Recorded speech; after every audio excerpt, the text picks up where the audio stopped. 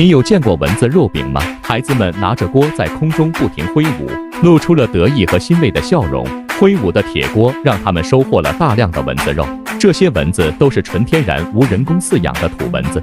专家说，蛋白质含量是牛肉的7倍，30万只蚊子才可以制作一个蚊子肉饼。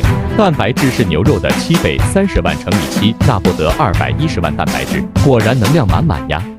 吃蚊子肉饼一定要记得小火慢煎，主要是煎糊了你也看不出来，影响口感。煎烤之中，蚊子肉散发出独特的香味，仿佛是打开了非洲老铁的味蕾，越嚼越香。快艾特你的冤种朋友来试一试吧。